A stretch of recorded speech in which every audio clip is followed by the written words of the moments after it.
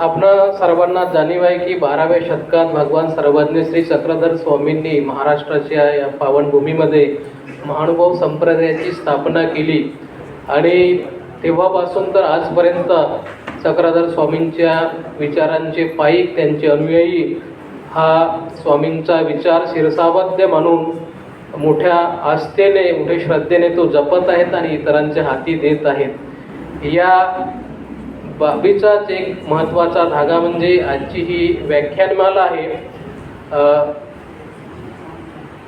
माजी केंद्र निदेशिका आकाशवाणीच्या माजी केंद्र निदेशिका सुश्री केशरताई मेश्राम ह्या महानुभाव संप्रदायातील एक थोर विदेशी होऊन गेलेले आहेत। त्यांच्या दाननिधीतून नागपूर विद्यापीठाद्वारे ही व्याख्यानमाला दरवर्षी आयोजित करण्यात येत असते आणि यावर्षी या व्याख्यानमालेला एकूणच महाराष्ट्राच्या शैक्षणिक सामाजिक आणि सांस्कृतिक क्षेत्रातील अत्यंत ज्ञानतेजस्वी व्यक्तिमत्व मराठी भाषा विद्यापीठाचे प्रथम कुलगुरू वर्तमान पिढीतील महानुभाव साहित्यातील एक अग्रगण्य संशोधक असलेले महानुभाव संशोधन महर्षी आदरणीय डॉक्टर अविनाश आवलगावकर सर आपल्याला लाभलेले आहेत। अभिजात मराठी आणि महानुभाव साहित्य या विषयावर त्यांचं अत्यंत मौलिक आणि मूलगामी अशा स्वरूपाचं व्याख्यान आपणा सर्वांना ऐकायला मिळणार आहे। आपण यानंतर मान्यवरांच्या स्वागताकडे वळतो आहोत। आजच्या या व्याख्यानाचे प्रमुख व्याख्याते माननीय डॉक्टर अविनाश आवलगावकर सर, कुलगुरू मराठी भाषा विद्यापीठ इंदापूर जिल्हा अमरावती यांचं स्वागत राष्ट्रसंत तुकडोजी महाराज नागपूर विद्यापीठाचे प्रकुलगुरू माननीय डॉक्टर सुभाष कोंडावर सर करतील अशी मी सरांना विनंती करतो।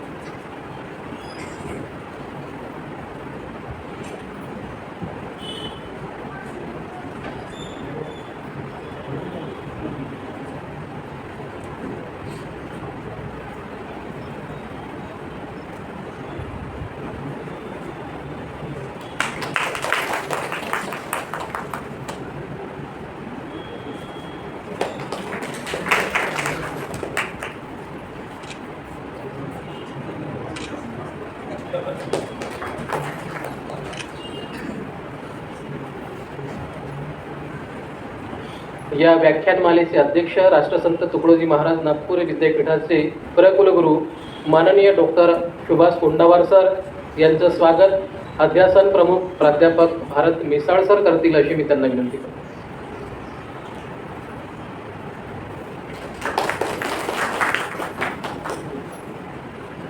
या व्याख्यानमालेला प्रमुख अतिथी म्हणून लाभलेले राष्ट्रसंत तुकडोजी महाराज नागपूर विद्यापीठातील मानव्य विज्ञान शाखेचे अधिष्ठाता माननीय डॉक्टर श्यामराव पुरेटी सर यांचं स्वागत प्राध्यापक डॉक्टर कोमल ठाकरे सर करतील अशी मी सरांना विनंती करतो।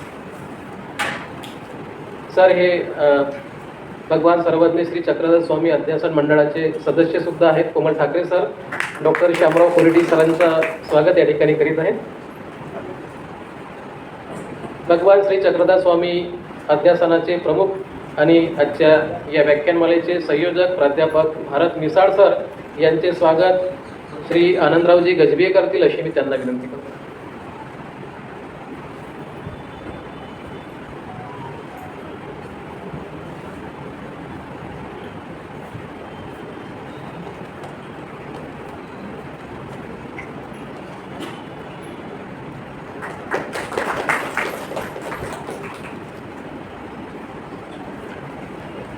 धन्यवाद।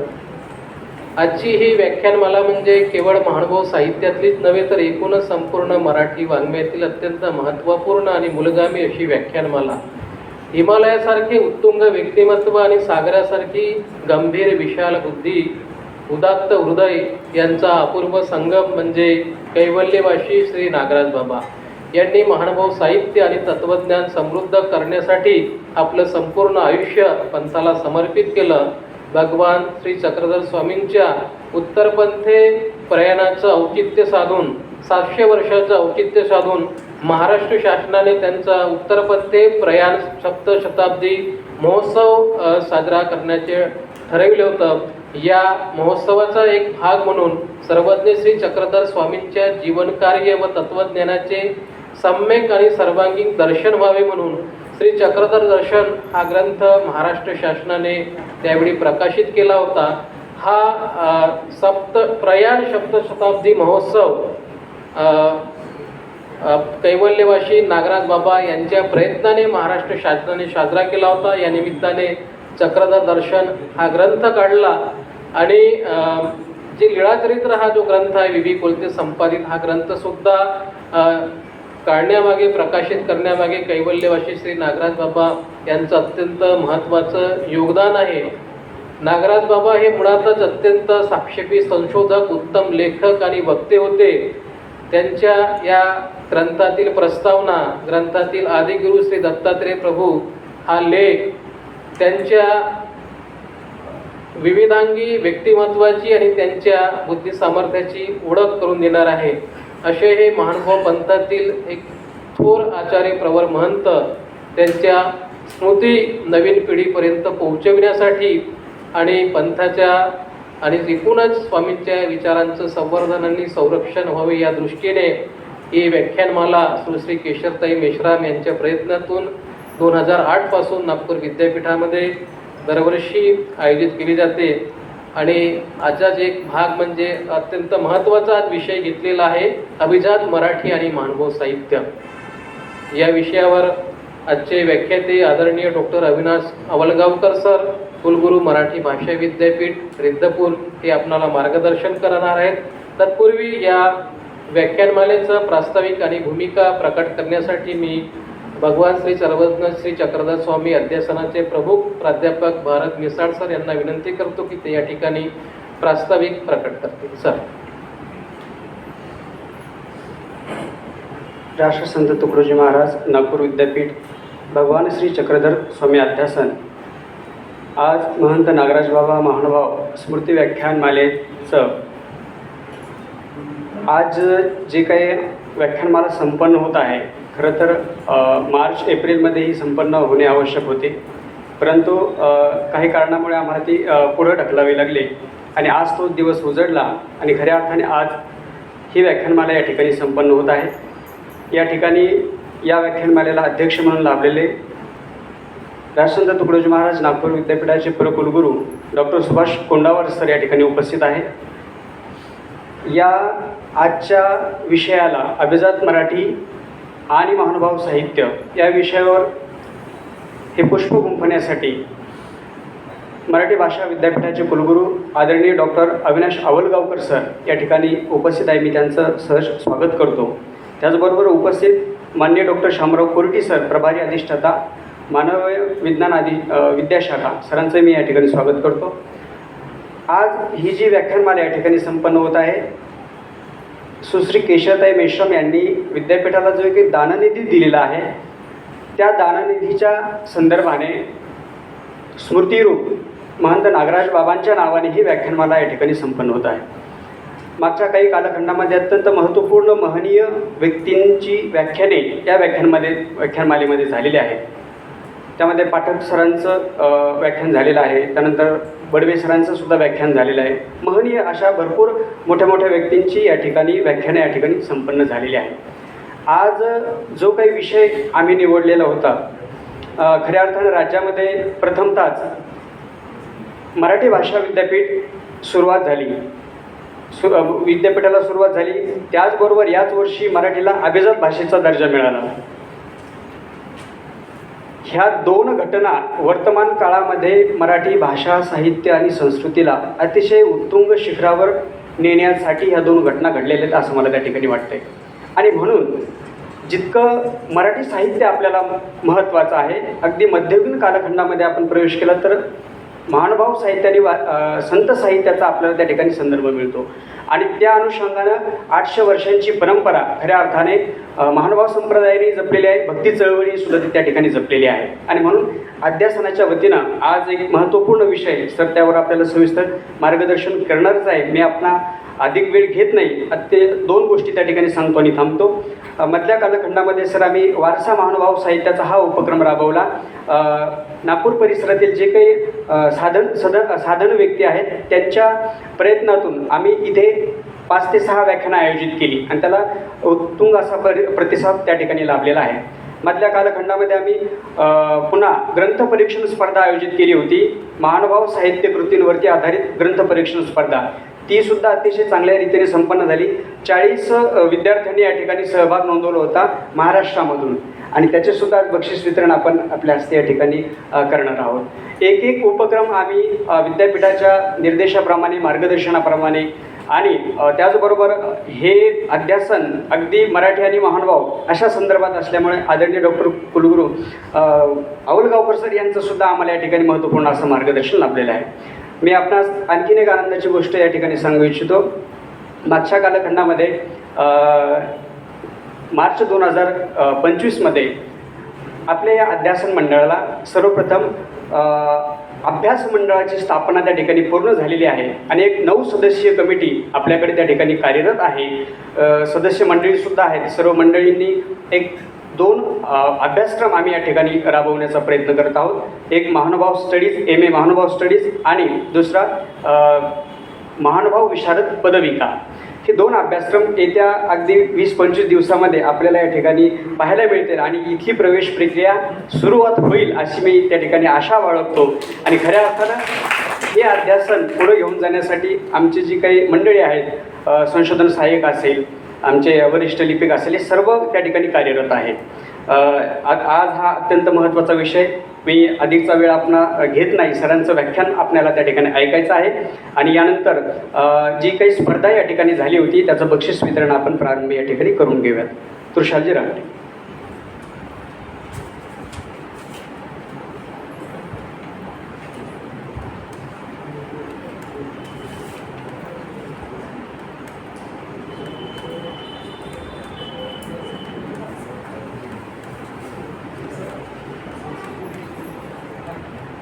राष्ट्रसंत तुकडोजी महाराज नागपूर विद्यापीठाच्या भगवान श्री चक्रधर स्वामी अध्यासनामार्फत वाचन पंधरवड्यानिमित्त वाचन संकल्प महाराष्ट्राचा या उपक्रमाअंतर्गत महानुभाव संप्रदायातील विविध साहित्य कृतींवर आधारित ग्रंथ परीक्षण स्पर्धा दिनांक 10 जानेवारी ते 25 जानेवारी 2025 या कालावधीमध्ये आयोजित करण्यात आलेली होती.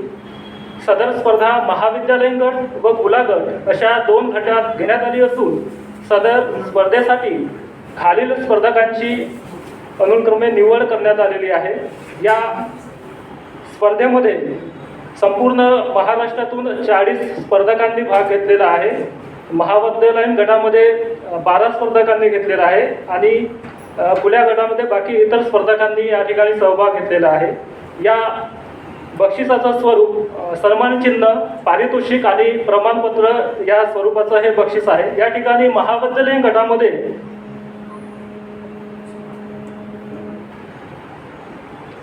उत्तेजनार्थ जे बक्षीस आहे ते आहे कुमारी विशाखा दहाट, डॉक्टर बाबासाहेब आंबेडकर महाविद्यालय नागपूर या महाविद्यालयाची विद्यार्थिनी आहे.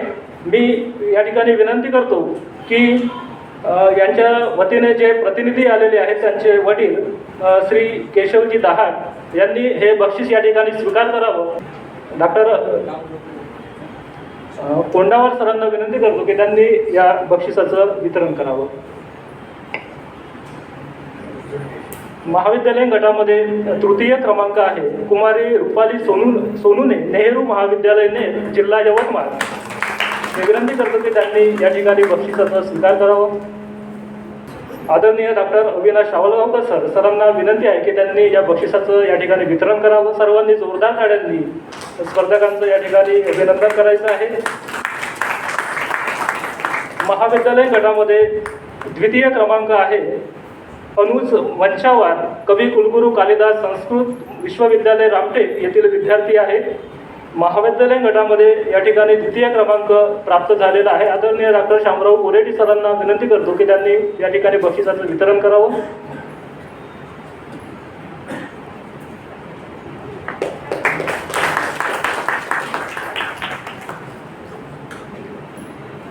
यानंतर या ठिकाणी खुल्या गटामध्ये जी स्पर्धा आयोजित केलेली होती त्यामध्ये प्रथम क्रमांक आहे श्री मुकुंद बाविस्कर, ज्येष्ठ पत्रकार, नाशिक. सरांना विनंती आहे की त्यांनी या ठिकाणी आपल्या बक्षिसाचा स्वीकार करावा. आदरणीय डॉक्टर अविनाश आवळगावकर सरांना मी विनंती करतो की त्यांनी या ठिकाणी वितरण करावं.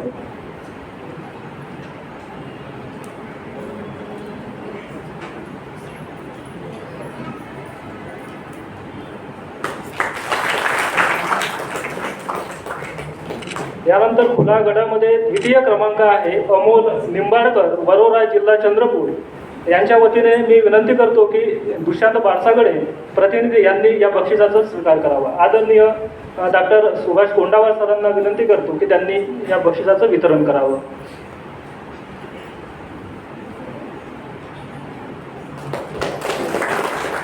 खुल्या गटामध्ये तृतीय क्रमांक आहे वासुदेव चव्हाण, शहापूर, जिल्हा जळगाव.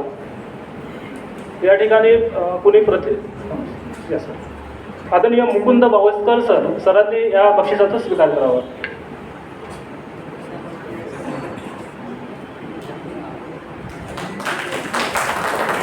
खुल्या गटामध्ये उत्तेजनार्थ जे बक्षीस आहे ते आहे महंत विशाल हिवरखेडकर.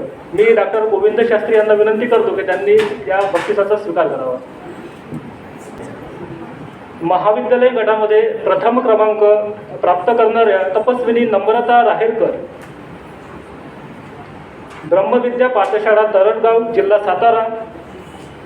यांचा महाविद्यालय गटामध्ये प्रथम क्रमांक आलेला आहे. सौ अंजली ताई सगणे, त्यांच्या प्रतिनिधी या ठिकाणी उपस्थित असतील तर त्यांनी या बक्षिसाचा या ठिकाणी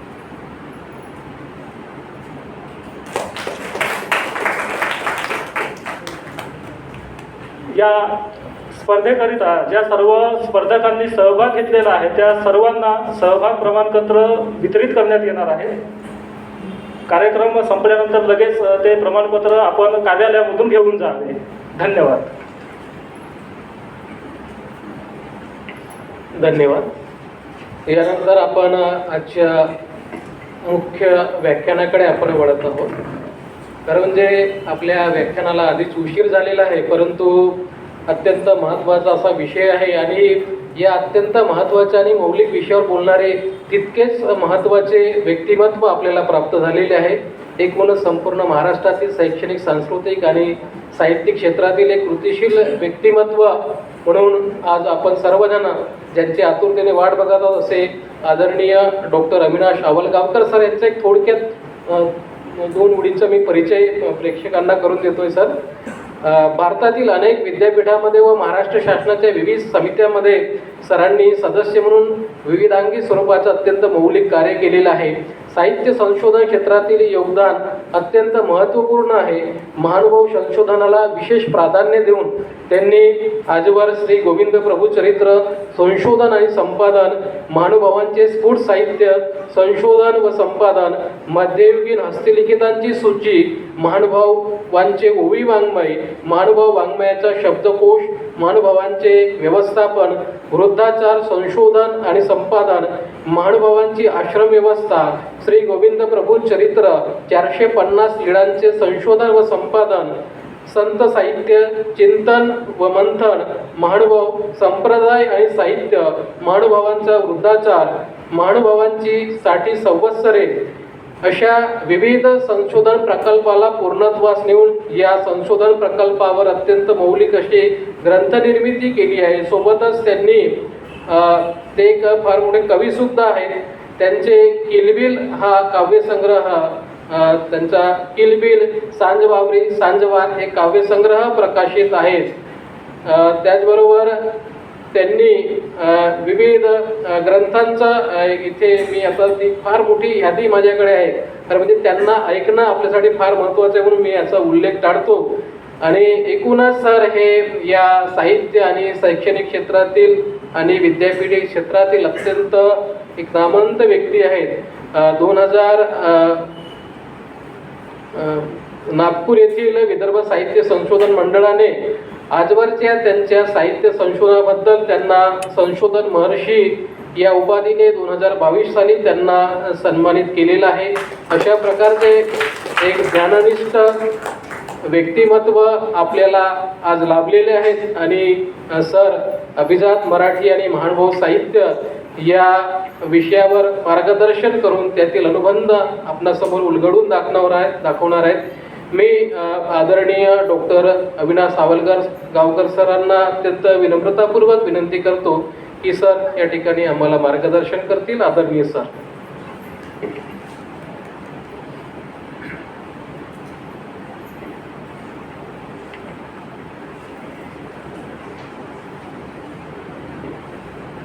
राष्ट्रसंत तुकडोजी महाराज नागपूर विद्यापीठाच्या सर्वज्ञ श्री चक्रधर स्वामी अध्यासनातर्फे आयोजित केलेल्या या व्याख्यानामध्ये अभिजात मराठी भाषा आणि महानुभाव साहित्य असा हा विषय मला दिलेला आहे. या व्याख्यानासाठी उपस्थित असलेले राष्ट्रसंत तुकडोजी महाराज विद्यापीठाच्या प्रकुलगुरू डॉक्टर सुभाष कोंडावर सर, मानव विद्या शाखेचे अधिष्ठाता डॉक्टर शामराव कोरेटी, अध्यासनाचे प्रमुख प्राध्यापक भारत मिसाळ, उपस्थित सर्व संत महंत आणि जाणकार अभ्यासक बंधू भगिनी. खरं म्हणजे व्याख्यानमालेला नको इतका विलंब झालेला असल्यामुळे माझ्यातला शिक्षक हा नकळतपणे अस्वस्थ होत गेलेला आहे. कारण शिक्षकाला टोल पडले की वर्गात जाण्याची सवय असते आणि त्यामुळे पण विद्यापीठाच्या अधिकाऱ्यांच्या समोरचे अनेक प्रश्न असतात. त्या प्रश्नांमधून मीही सध्या जातो आहे आणि म्हणून त्याची मला कल्पना आहे. पण आपल्यावर अन्याय व्हायला नको ही जाणीवही माझ्या मनामध्ये आहे. आपल्यावर अन्याय नको असं म्हणत असताना माझ्यावरही अन्याय नको ही भावना यामागे आहे. कारण सगळं प्रसवल्याशिवाय कुठेतरी समाधान ज्याला म्हणतो ते लाभत नसतं आणि विषयाची व्याप्ती प्रचंड आहे. मी प्रारंभी अखिल भारतीय महानुभाव परिषदेचे भूतपूर्व अध्यक्ष विद्वान पंडित महंत श्री नागराज बाबा यांना अभिवादन करतो. त्यांच्या स्मृतिप्रित्यर्थ ही व्याख्यानमाला आयोजित केलेली आहे आणि या व्याख्यानमालेचं प्रायोजकत्व ज्यांनी घेतलेलं होतं त्या महानुभाव संप्रदायातील मोठ्या विदुषी केशरताई यांनाही मी अभिवादन करतो. इथे बसलेले सर्व विद्वज्जन आहे यांना मी वंदन करतो आणि माझ्या विषयाकडे मी वळण्याचा प्रयत्न करतो. मित्रहो, 3 ऑक्टोबर रोजी मराठी भाषेला अभिजात भाषेचा दर्जा मिळाला. भारत सरकारने ही घोषणा केली आणि सबंध मराठी बांधव हा अतिशय आनंदामध्ये तल्लीन झाला. तत्पूर्वीच 5 सप्टेंबर रोजी मराठी भाषा विद्यापीठ नियमाप्रमाणे सुरू झालं आणि लागोपाठ अभिजात भाषेचा दर्जा मराठी भाषेला मिळावा ही सर्वच मराठी बांधवांसाठी अतिशय आनंदाची आणि समृद्धीची अशी बाब समजली जात होती. अभिजात भाषा म्हणून दर्जा मिळाला, पण अभिजात भाषा म्हणजे नेमकं काय आहे याचं उत्तर मात्र सर्वसामान्य लोकांना हे मिळत नव्हतं आणि त्यामुळे अनेकांच्या प्रश्नावर चेहऱ्यावर आनंद दिसत असला तरी देखील नेमकं काय झालं याचं उत्तर त्यांना सापडत नव्हतं. अभिजात याचा अर्थ क्लासिकल. क्लासिकल असं म्हणत असताना जिला एक परंपरा आहे, जी एक समृद्ध आहे, जिचा एक समृद्धतेचा वारसा आहे, अशा प्रकारची जी भाषा आहे अशा भाषेला अभिजात भाषा म्हणून दर्जा देण्याची भारत सरकारची व्यवस्था आहे. आता आपल्या असं लक्षात येतं की या व्यवस्थेमध्ये काय काय गोष्टी आहेत. म्हणजे एक 3-4 निकष हे मराठी भाषाच नव्हे तर अभिजात भाषेच्या संदर्भामध्ये पाहिले जातात, की अभिजात भाषेचा दर्जा देत असताना कोणते महत्त्वाचे घटक हे तपासले जातात. तर त्यामध्ये महत्त्वाचा एक निकष आहे, तो म्हणजे प्राचीनता. मगाशी मी जो उल्लेख केला की क्लासिकल लँग्वेज असं म्हणत असताना परंपरा ही तिथे महत्त्वाची ठरते, जिची एक प्रदीर्घ अशा प्रकारची परंपरा आहे. आणि अभिजात दर्जा देणारी जी काही व्यवस्था आहे त्या व्यवस्थेने हे निश्चित केलेलं आहे की ज्या भाषेला अभिजात भाषेचा दर्जा दिला जातो ती भाषा किमान 2500 वर्ष जुनी असावी किंवा तिला 2500 वर्षांची परंपरा असावी, असं आपल्या लक्षात येतं. आपण जर असं बघितलं तर आपल्याला, म्हणजे आता मी फार उल्लेख करणार नाही, अधिकाधिक मुद्दे मी गाळण्याचा प्रयत्न करतो की किमान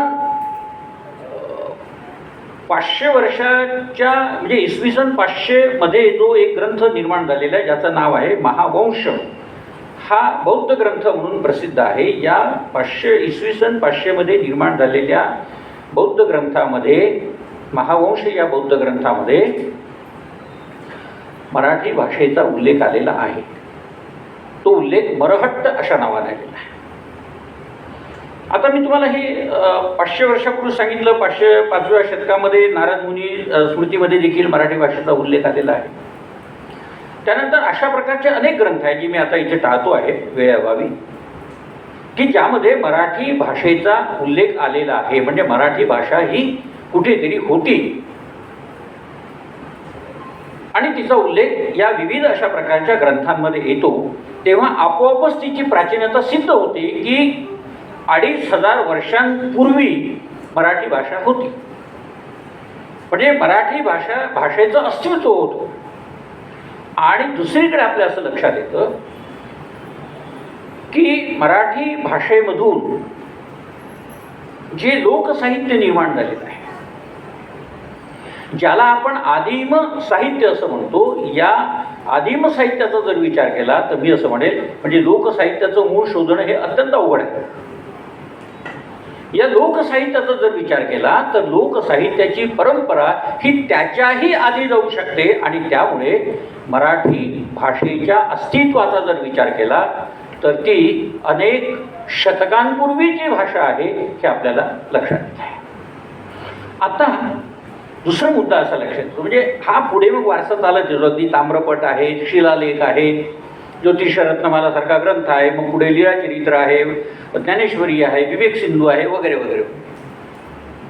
दुसरा मुद्दा असा आहे, म्हणजे एक मुद्दा असाही सापडलेला आहे की इसवी सन पूर्व 207 मध्ये निर्माण झालेल्या ब्राह्मी लिपीमध्ये सुद्धा मराठी भाषा होती.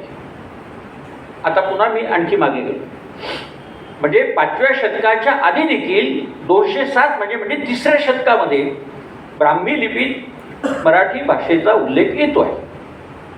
म्हणजे कित्येक शतकं मराठी भाषा ही होती हे सिद्ध झालं आणि हे भारत सरकारने मान्य केलं आहे. दुसरी महत्त्वाची गोष्ट म्हणजे मुद्दा म्हणजे श्रेष्ठता.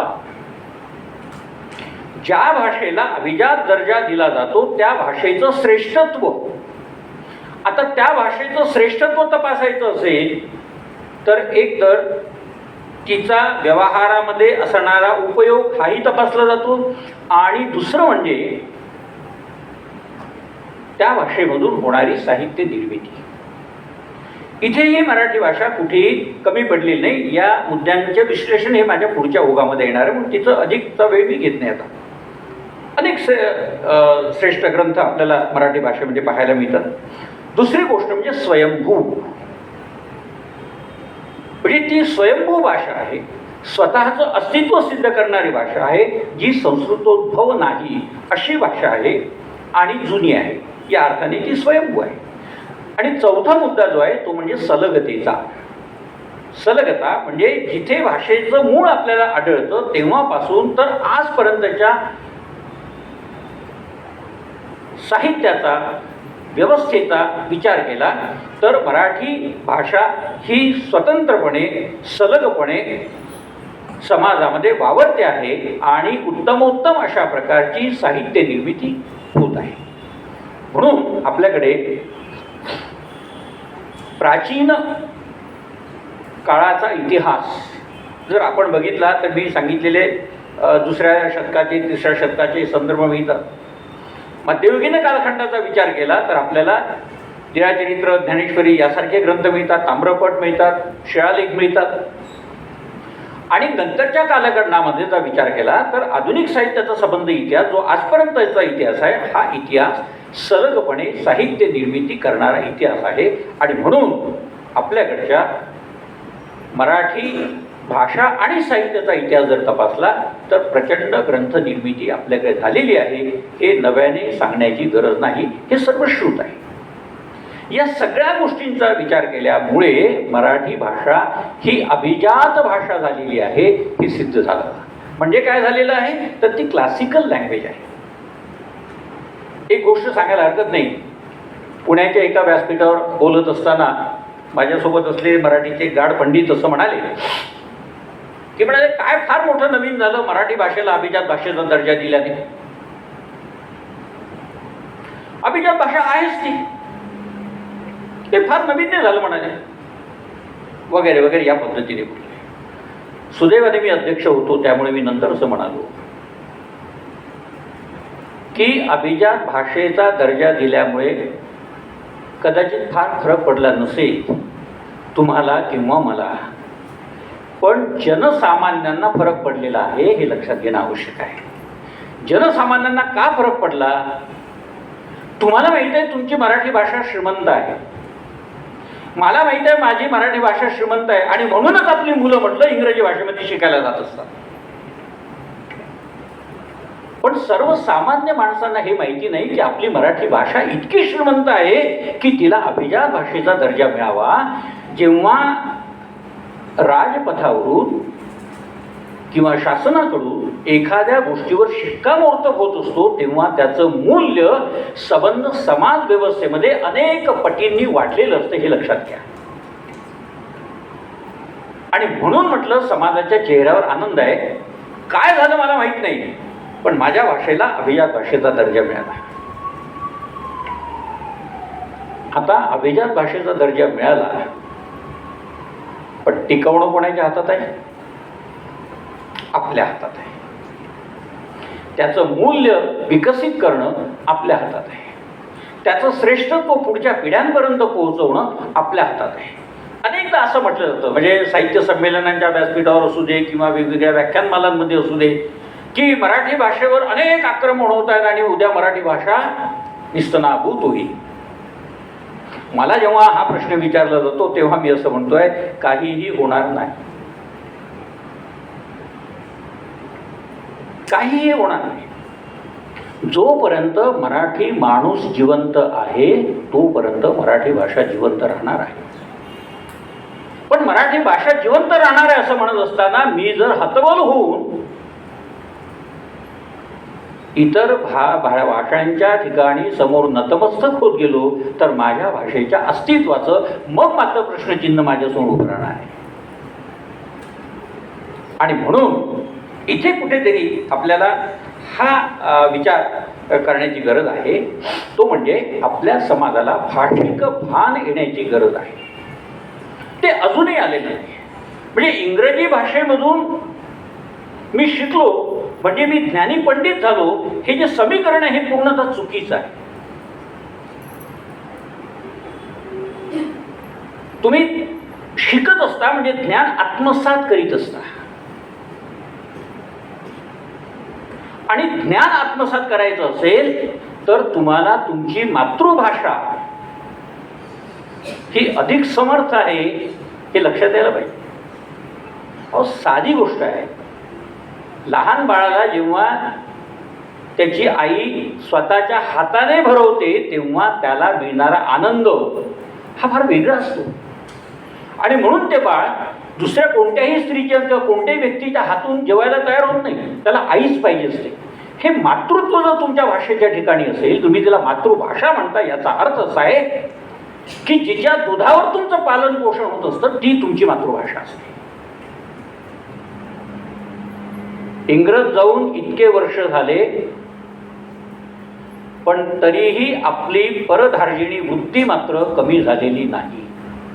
याचा अर्थ तुम्हाला इंग्रजी भाषा येऊ नये असा मुळीच नाही. तुम्हाला सांगायला हरकत नाही की ज्या मराठी भाषा विद्यापीठाचं काम सध्या सुरू आहे त्या मराठी भाषा विद्यापीठामध्ये सुद्धा अनेक परकीय भाषांचं अध्यापन होणार आहे. आता याच वर्षी BA रशियन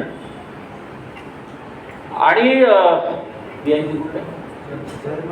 जर्मन या 2 भाषांमध्ये आणि तिसरी इंग्रजी या 3 भाषांमध्ये आणि चौथी मराठी भाषा या 4ही भाषांमध्ये आपण अध्यापन ठेवले. भाषा शिकू नये असं नाही आहे. जगातल्या सगळ्या स्त्रिया आपल्या आई समान असतात हे जरी खरं असलं तरी जिच्या कुशीतून आपण जन्माला आलेलो असतो ती आपली पहिल्यांदा ती आई असते आणि मग जगातल्या सगळ्या स्त्रिया आपल्या आई होत असतात. ही भावना जर आपण आपल्या ठिकाणी जागी ठेवली तर मला असं वाटत नाही की कोणताही मराठी माणूस मातृभाषेपासून दूर जाऊ शकेल. तर भाषा भान समाजाला येण्याची गरज आहे हे तुम्ही लक्षात घ्या. भाषा भान येण्याची गरज आहे. मराठी भाषा विद्यापीठामध्ये येणारा प्रत्येक विद्यार्थी हा इंग्रजी भाषेमध्ये सुद्धा तितकाच अधिकारी असेल याचा विचार आम्ही केलेला आहे. पण रात्रीच मला मी भारतभूषण सरांशी बोलताना असं म्हणालो होतो की मी तुम्हाला 100 विद्यार्थी दाखवतो मराठी भाषेमध्ये MA झालेले, पण त्यांनी माझ्यासमोर बसून मी त्यांना 10 वाक्य सांगतो, त्यांनी व्यवस्थितपणे तेवढे लिहून दाखवावे, मी त्याला माझ्या विद्यापीठामध्ये शिकवायला घेण्यासाठी तयार आहे. ही दुर्दैव आहे. आणि म्हणून मराठी भाषा विद्यापीठ हे केवळ तुम्ही घरी बसा आणि मी तुम्हाला शिकवतो डिग्र्या घेऊन जा याच्यासाठी नाही आहे. मराठी भाषा विद्यापीठामध्ये 2 विद्यार्थी जरी आले तरी चालतील, पण त्यांना घडवण्याचं काम आम्हाला जर करायचं असेल तर ते उत्तमपणे करू द्या. कारण आज ज्ञानापेक्षाही माणूस घडवण्याची अत्यंत आवश्यकता आहे. आणि आपल्या असं लक्षात येत असेल की चालता बोलता समाजामध्ये वावरता सातत्याने जाणवतं की अरे याला किमान 4 गोष्टी कोणी शिकवल्या नाही. म्हणजे आपली शिक्षण व्यवस्था या ठिकाणी सबंधपणे दुबळी होते आहे याचा विचार आपण का करीत नाही. समाजाला काय पाहिजे आहे. आणि म्हणून मला माननीय पंतप्रधानांचं या दृष्टीने अधिक कौतुक करावं असं वाटतं की त्यांनी मातृभाषेतून शिक्षण देऊन समाजाचा विकास कसा करता येऊ शकेल जो जीवन व्यवस्थेच्या दृष्टीने समाजाभिमुख होण्याच्या दृष्टीने अधिक महत्त्वाचा ठरेल. तर कथा कादंबरी कोणी शिकवतो, पण कथा कादंबरी मधलं उत्तम जीवन जे आहे ते शिकवणं आवश्यक आहे. ते शिकवता आलं तर त्याला जीवन शिकवता येतं. त्याचं कारण एक आहे की साहित्याचा अभ्यास म्हणजे मानवी जीवनाचा अभ्यास आहे हे समाजाने लक्षात घेण्याची गरज आहे आणि ते पटवून देण्यासाठी आम्ही प्रयत्न करतो आहोत. तर हे भाषा भान जागवणं समाजाचं हे अत्यंत आवश्यक आहे. हे भाषा भान जागवण्याचं काम मराठी संतांनी प्रारंभी केलेलं आहे. आपल्या असं लक्षात येईल की ज्ञानदेवांच्या साध्या एका ओवीचा जरी आपण आधार घेतला तरी माझा मराठाची बोलू कवतिके परी अमृता तेही पैजा जिंके ऐसी अक्षरे रसिके मेळवीन. कुठून आलं होतं हे सामर्थ्य संतांमध्ये. हे सामर्थ्य आलेलं नाही आहे. मराठी भाषेची ही ताकद आहे हे या संतांनी ओळखलेलं होतं आणि म्हणून ब्रह्मविद्येचा सुकाळू करण्याची भूमिका हे संत घेत असतात. मराठी भाषेला पहिल्यांदा ज्ञानभाषा करण्याचं सामर्थ्य कोणी दाखवलं असेल तर ते स्वामी चक्रधरांनी दाखवलेलं हे लक्षात घ्या. आमच्याकडे ज्ञानभाषा वेगळी होती आणि जगण्याची भाषा वेगळी होती. आजही आहे. ज्ञानभाषा मध्यंतरी इंग्रजी होती, त्याच्या आधी उर्दू होती, त्याच्यानंतर पुन्हा उर्दू झाली. म्हणजे राज्यघटना राज्य व्यवस्था जशा जशा बदलत गेल्या तशी तशी आमची ज्ञानभाषा बदलत गेली. आणि इंग्रज गेले, पण तरीही आमची ज्ञानभाषा बदलली नाही. का?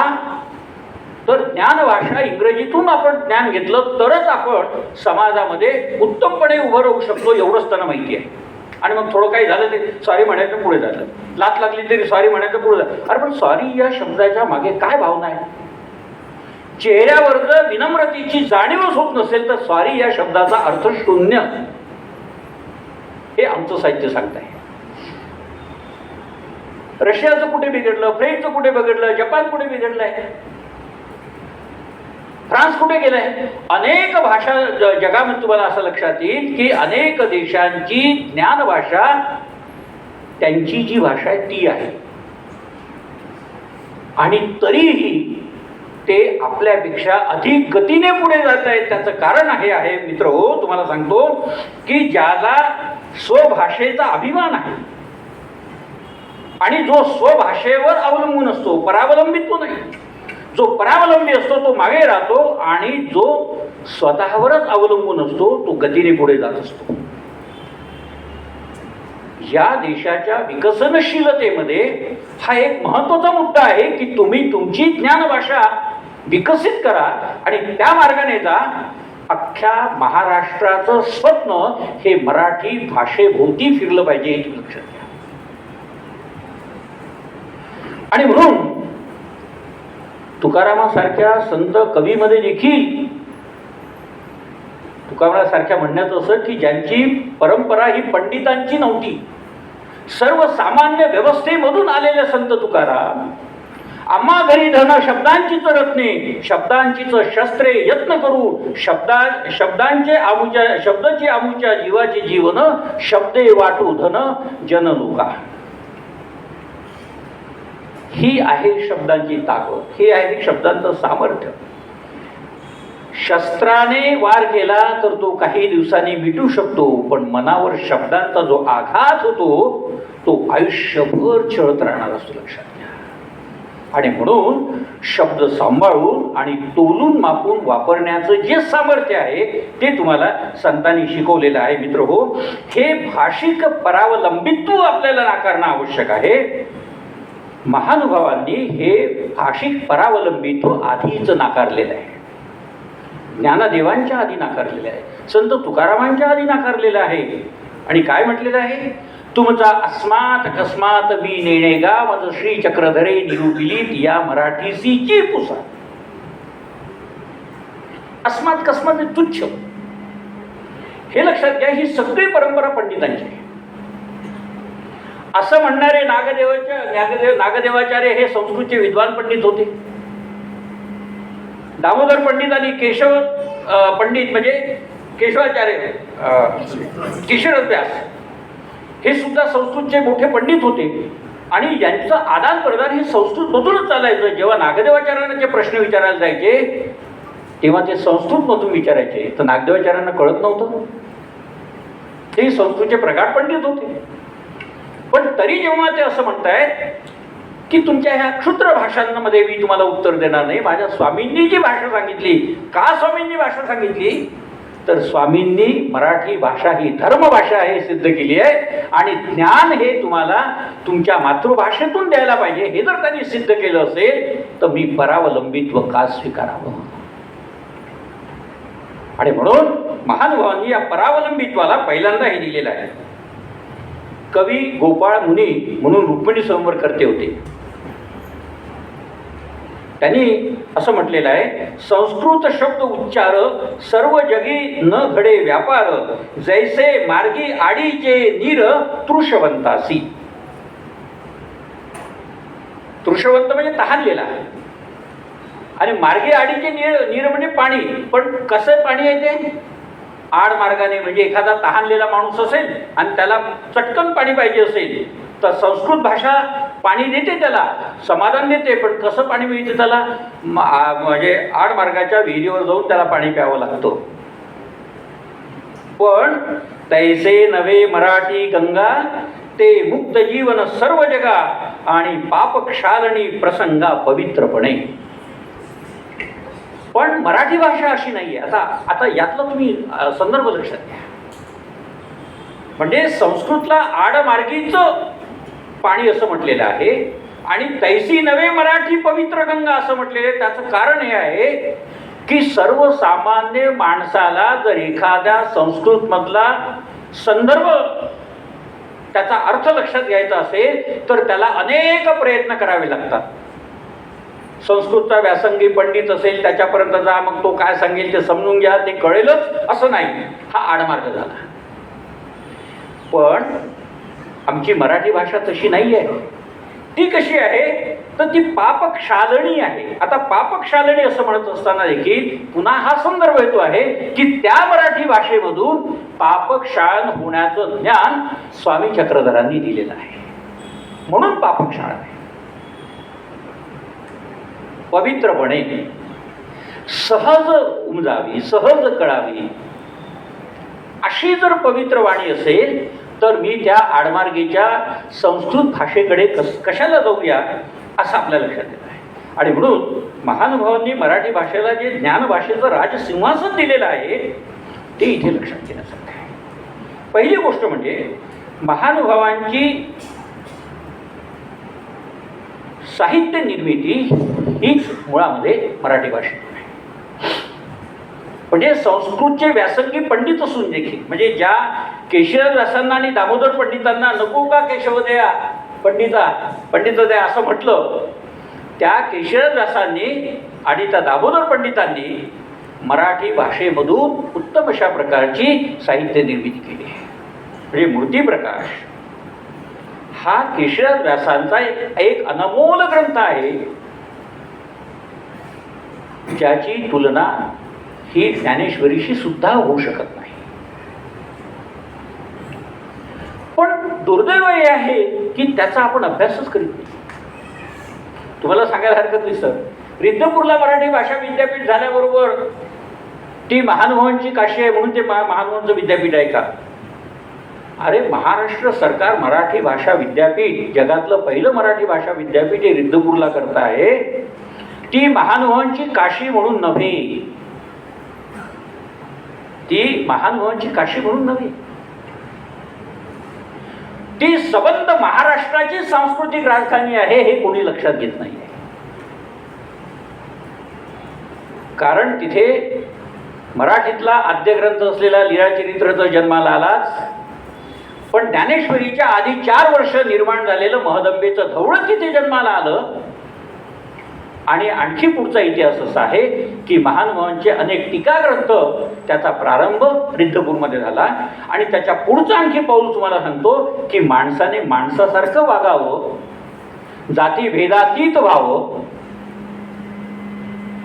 भाकरीला जात नसते याची जाणीव ठेवावी, ही सांस्कृतिक समीकरणं हे त्या रिद्धपूर नगरीमध्ये जन्माला आले.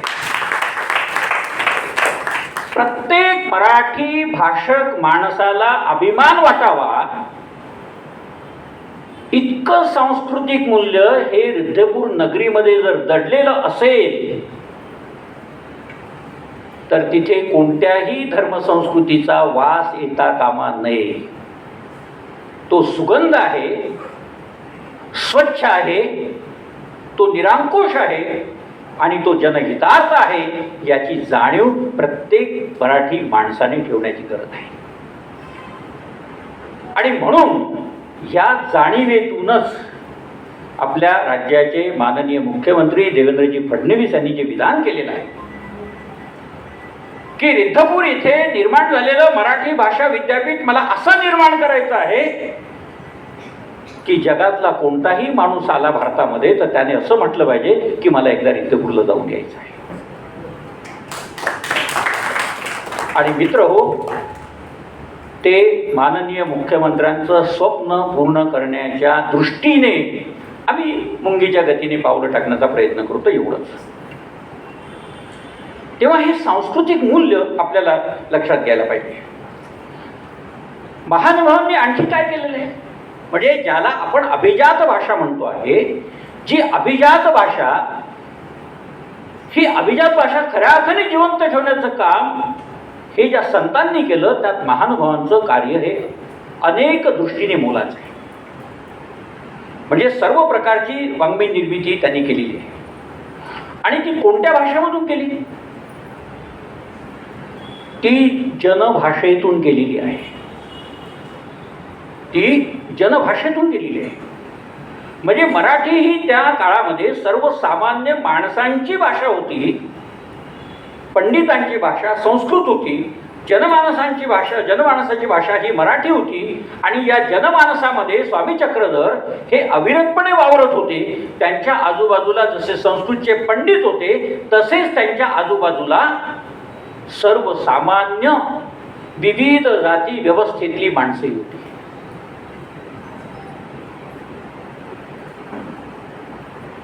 ज्यांना तत्वज्ञान कळत होतं. म्हणजे असेही प्रश्न निर्माण झाले की महानुभावांकडे पंडितच का आकर्षित झालेत,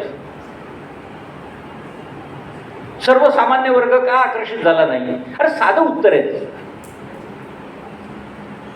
तुम्ही पहिलीच्या वर्गात गेला आणि एकदम PhDच्या वर्गाला बसतो म्हटलं ते शक्य होणार आहे का? पण ज्याचं पोस्ट ग्रॅज्युएशन झालेलं असेल तो PhDला बसेल.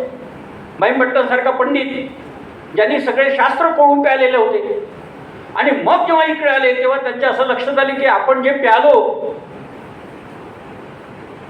त्याच्या पलीकडचा अमृत इकडे शिल्लक आहे, ज्याच्यापासून आपण कितीतरी दूर होतो आणि आज आपल्याला ते मिळालं. हे एक उदाहरण पहिल्यांदा लक्षात घ्या. माईमभट्टांचा जो संस्कृत मधला गाढा पंडित होता, मराठी जनतेला माईमभट्टांचं किती लोकांना नाव माहिती आहे हा देखील प्रश्न आहे. सराळेकार माईमभट्ट त्यांना म्हणतात, कारण ते श्रीरामपूर जवळ नगर जिल्ह्यातल्या म्हणजे अहिल्यानगरमधल्या श्रीरामपूर जवळच्या सराळे नावाच्या गावाचे पंडित होते.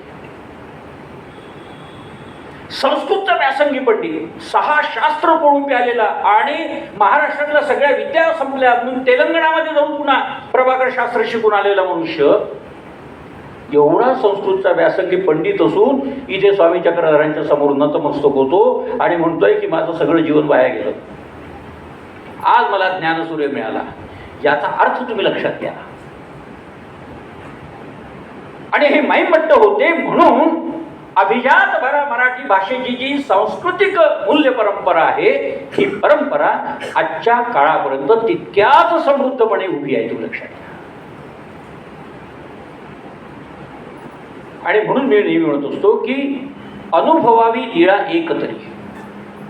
हे भट्टांनी निर्माण केलेले लीळा चरित्र वाचा नव्हे समजून घ्या.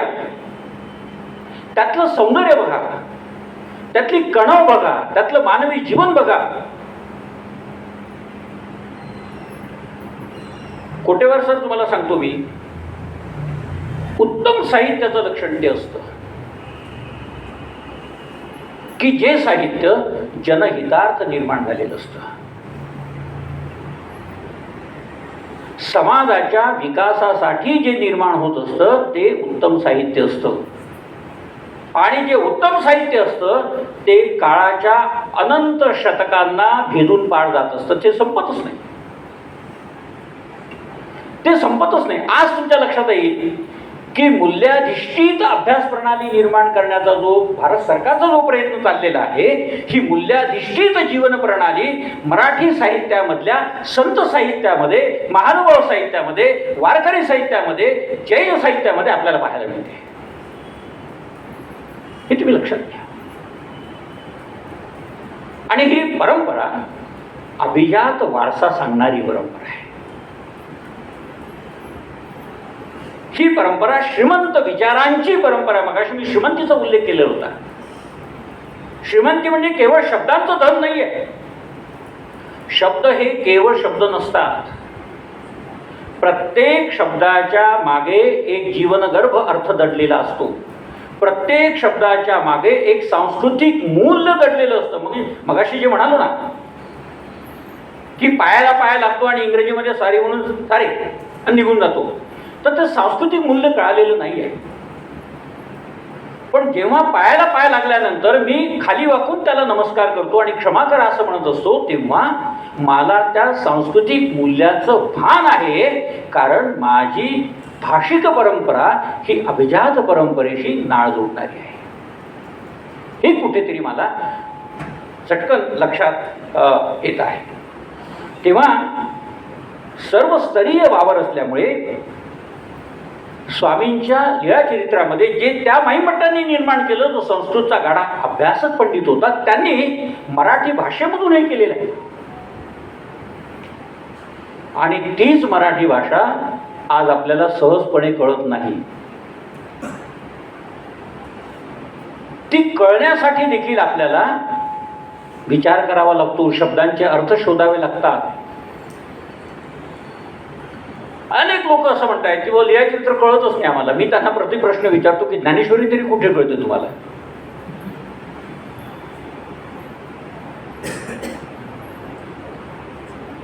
ज्ञानेश्वरीचे अर्थ शोधावे लागतात, कारण ज्ञानेश्वरी काव्यामधला एक उत्तम श्रेष्ठ ग्रंथ आहे. त्याचे अर्थ शोधावे लागतात. पसायदानाचं सांस्कृतिक मूल्य लक्षात घ्यावं लागतं.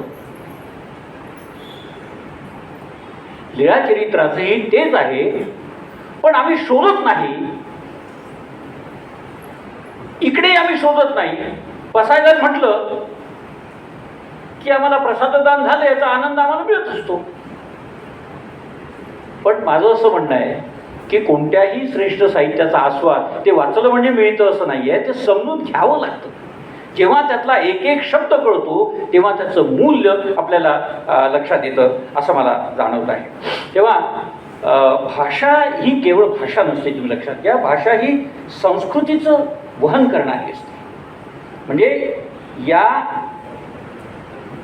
समाजापासून त्या समाजापर्यंत, कालच्या समाजापासून आजच्या समाजापर्यंत सांस्कृतिक मूल्य विकसित करणारी जी व्यवस्था आहे ती म्हणजे भाषा असते. आपल्या असं लक्षात येईल की ही सांस्कृतिक मूल्य व्यवस्था कशी विकसित केल्या जाते. तर महानुभावांचं साहित्य जे या विकसनाच्या संदर्भामध्ये अत्यंत महत्त्वाचं असं आहे. म्हणजे तुम्हाला मी सांगतोय की आज समाजाच्या वेगवेगळ्या स्तरांवर आत्महत्यांचं प्रमाण अतिशय वाढलेलं आहे. कालची बातमी काय होती, वाईट घटना, ही आपण आज विसरून जातो, कारण आज आणखी पुन्हा 4 घटना वेगळ्या घडलेल्या असतात. आणि आजची घटना पुन्हा उद्या सकाळ झाल्याबरोबर आपण विसरून जातो, कारण उद्या नव्याने पुन्हा 4 घटना असतात. मला हे कळत नाही आहे की इंजिनियर झालेली मुलं आहेत, डॉक्टर झालेली मुलं आहेत, उत्तम पगार मिळतो, उत्तम सन्मान मिळतो, सगळं काही आहे, आणि तरीही आत्महत्या करण्यासाठी प्रवृत्त का होतात? याचं उत्तर सांस्कृतिक व्यवस्थेमध्ये दडलेलं आहे. कारण पैसा हे जगण्याचं साधन वाटत असलं तरी देखील ज्याला मानसिक आनंद असं म्हणतो आहे, तो आनंद तुम्हाला मिळू शकत नाही. आज आपल्या लक्षात येईल की आपल्या वयोगटातली जी पिढी आहे ती पिढी एकाकी पडलेली आहे. मुलगा कुठे, मुलगी कुठे, आणि मग बायको आणि नवरा दोघेच एका घरामध्ये, आणि मग एक मानसिक अस्वस्थता, दुर्बलता जी निर्माण होते. इकडे आईवडिलांच्या मनामध्ये ही मानसिक दुर्बलता निर्माण होते, तिकडे आपल्या असं लक्षात येईल की मुलांच्याही संदर्भामध्ये तीच परिस्थिती आहे. कारण मुलं किती मोठे झाले तरी त्यांना आईवडिलांचं प्रेम हे अपेक्षितच असतं. ते दाखवत जरी नसलं तरी कंसामध्ये ते असतंच. तर याचा अर्थ असा आहे की पैसा हे तुमच्या जगण्याचं एकमेव उत्तर होऊ शकत नाही, आणि म्हणून हे उत्तर शोधण्यासाठी तुम्हाला जीवनमूल्याधिष्ठित व्यवस्थेचा विचार करण्याची गरज पडते. आपल्याला हे लक्षात येत आहे की साहित्य हे नेहमी मूल्यवर्धित करणारी व्यवस्था आहे. महानुभावांच्या साहित्यामध्ये ही मूल्य व्यवस्था ही अधिक आहे. एक साधं सूत्र तुम्हाला सांगतो की तुम्हा परस्परे परमप्रीती होवावी की का. साधं वाक्य आहे, म्हणजे वचन आहे. पण परस्परे परमप्रीती व्हावी म्हणजे काय? श्रेष्ठ प्रेम व्हावं. श्रेष्ठ प्रेम म्हणजे शारीरिक प्रेमाच्या पलीकडचं. श्रेष्ठ प्रेम म्हणजे आर्थिक प्रेमाच्या पलीकडचं. शास्त्रीय म्हणजे काय म्हणतो त्याला आपण, की धन दौलत या सगळ्या गोष्टींच्या पलीकडचं असं ते श्रेष्ठ प्रेम, ती परमप्रीती, जे प्रेम कोणत्याही व्यवस्थेने संकुचित किंवा मर्यादित झालेलं आहे असं नाही. म्हणून प्रेमाची परिभाषा देखील आमच्या समाज व्यवस्थेला कळत नाही. प्रेम म्हटलं की फक्त स्त्री आणि पुरुषांमधलं प्रेम एवढीच संकल्पना आपल्या समोर उभी राहते. पण मूल्यवर्धित जे प्रेम आहे, जे संबंध जीवन व्यवस्थेला छेद देऊन पुढे जातं आणि तिथे आमची संबंध सामाजिक व्यवस्था ही विकसित होते आहे. आणि म्हणून स्वामी असं म्हणतात की तुम्हाला परस्परांमध्ये एक प्रेम निर्माण व्हावं, जे प्रेम श्रेष्ठ दर्जाचं आहे. मला एक सांगा, हा मंत्र आपण भारतीय तरी पाळू शकतो का? शेजारची तरी पाळू शकतो का? असा विचार करा की ही भावना संबंध जागतिक पातळीवर पसरली तर प्रेमाचं मूल्य वर्धित होईल आणि सामाजिक अहिंसाच्या थांबू शकेल. माझा पूर्ण विश्वास आहे. कारण फार नाही तरी महान व तत्वज्ञानाचा थोडा एक अभ्यास साहित्याच्या अंगाने जो होतो त्यातून लक्षात आलं की आत्महत्येचा किंवा हत्येचा विचार ज्याच्या डोक्यामध्ये येत असेल तेव्हा त्यांनी एकदा तरी महानुभाव साहित्याकडे वळून बघावं, महानुभाव तत्वज्ञानाची पानं उलगडून बघावीत.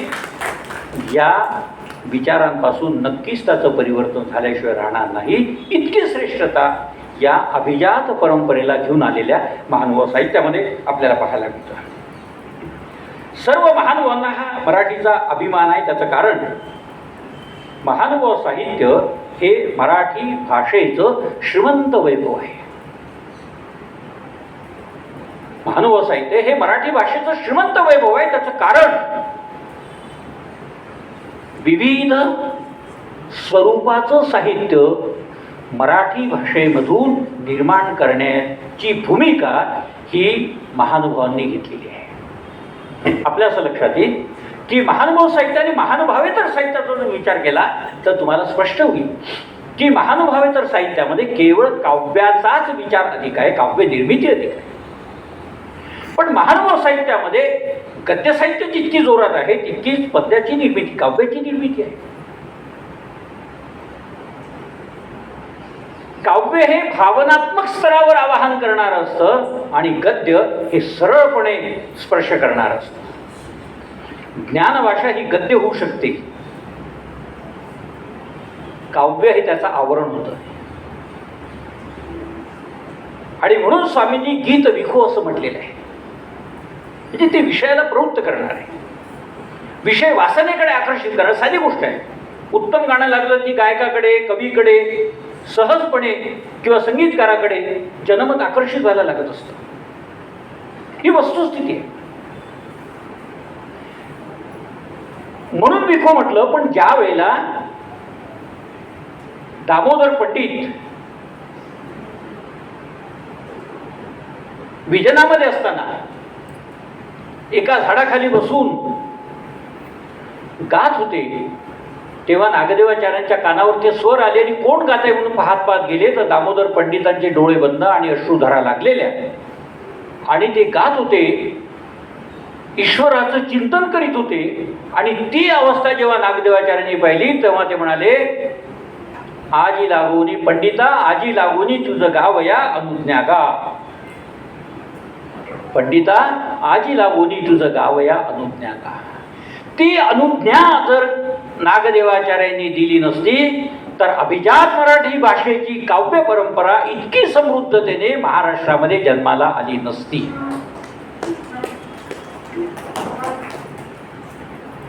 महालक्ष्मीचं धवळं घ्या, साधं रुक्मिणी स्वयंवर आहे, पण त्या धवळे या शब्दामध्येच एक सांस्कृतिक परंपरा दडलेली आहे.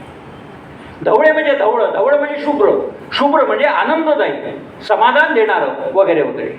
आपल्याकडे लग्नाच्या वेळेला धवलगीत गाण्याची परंपरा ही चालत आली आहे. म्हणून मी मगाशी म्हणालो की ही परंपरा ही आदिम काळापासून चालत आलेली परंपरा आहे.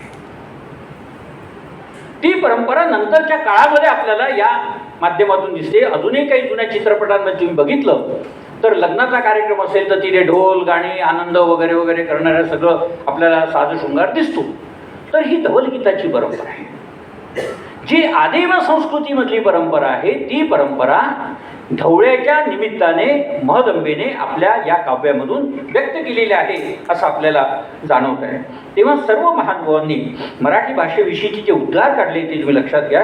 जैसी स्नेहाळू जननी अपत्ये वागवी करी धरुनी तैसी षडू भाषा लागुनी व्यापार वीत असे येणे श्रोते कोपती जणी म्हणती संस्कृत तव देववाणी केसी उपमा कारे श्री साणी दिदली तुवा. तेव्हा तुम्ही संस्कृतला इतकं महत्त्व देता आणि मराठी भाषा इतकी समृद्ध आहे तिला तुम्ही का कमी दर्जाचा समजता, हा प्रश्न रुक्मिणी स्वयंवर करणाऱ्या संतोष मुनींनी विचारलेला आहे. आणि त्यांनी असे म्हटलेलं आहे, मराठी स्त्रीलिंग वाईक म्हणजे वाक्य आणि संस्कृत तव नपुंसक म्हणून बाळकत्व ऐक तयासीची साजे. आणि ही मराठी भाषा सर्व भाषांची जननी आहे अशा प्रकारचा उल्लेख संतोष मुनींनी केलेला आहे. तर मित्रहो, मी समारोपाकडे येतो आहे की साहित्याचे विविध धुमारे हे महानुभाव साहित्यामध्ये आपल्याला पाहायला मिळतात. म्हणजे साधं लीळाचरित्राची भाषा, त्यातली सांगण्याची शैली, वाक्यरचना, शब्दकळा या सगळ्यांचा जर विचार केला तर आपल्याला हे लक्षात येत आहे की अभिजात मराठी भाषेची समृद्ध परंपरा ही महानुभावांनी आजपर्यंत आपल्यापर्यंत पोहोचवलेली आहे. दृष्टांत पाठ आहे, सांगण्यासारखं खूप आहे, पण ह्या गोष्टी सगळ्या तुम्हाला माहिती आहेत की महानुभावांनी विविध स्तरीय लेखन करून म्हणजे अगदी व्याकरणापासून इतिहासाचं लेखन केलेलं आहे. इतिहास हा कुठल्याही संत साहित्यामध्ये लिहिला गेलेला नाहीये, पण वृद्धाचार, अन्वयस्थळ यासारखे इतिहास प्रकरण लिहून महानुभावांनी आपल्या परंपरेचा, वाङ्मयीन परंपरेचा, संत परंपरेचा, कुळ परंपरेचा एक समृद्ध इतिहास लिहून ठेवलेला आहे. तेव्हा यातला एक दृष्टांत पाठाचा उल्लेख निघाला म्हणून हा एक दृष्टांत घेतो आणि मी पुढे थांबतो की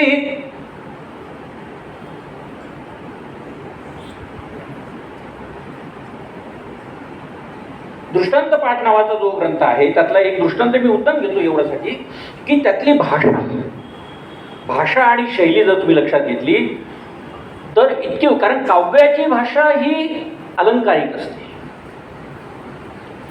पण गद्याची भाषा ही सहजपणे, सरळपणे जनमानसाची भाषा असते. तर ती जनमानसाची भाषा कशी आहे आणि ती महानुभाव साहित्याने कशी पकडून ठेवलेली आहे. म्हणजे तुम्हाला यादवकालीन मराठी भाषेचा इतिहास लक्षात घ्यायचा असेल तर महानुभावीय गद्य साहित्याशिवाय तुम्हाला दुसरा पर्याय उपलब्ध नाही, हे तुम्ही लक्षात घ्या. हा दृष्टांत स्वामींनी सांगितलेला आहे. बाई कवणी एकू कठी असे, कठी म्हणजे पुजारी, तो देवतेचा ठाई अश्वप्रहर वेचला असे. झाडी सडा सम्मानजन करी, स्तर्पण करी, त्रिकाळ पूजा करी. म्हणजे एक तिथला पुजारी होता, तो देवतेचं सकाळ संध्याकाळ त्रिकाळ सगळी पूजा करायची वगैरे. एकू दिवशी गावीचा जेवू बोलाविला. गावातल्या लोकांनी जर सांगितलं की बाबा तू आमच्याकडे जेवण करायला, पुजाऱ्याला बोलवलं. तो पोट भगुनी जेविला. एवनी देवते पुढा बैसला, ते जाड्य आले, ते देवतेकडे पाय करुनी निजैला. आता दाढ्यात आलं म्हणजे कुठे जर जेवण करायला बोलवलं असेल प्रेमाने तर माणूस 4 घास नक्कीच जास्त खात.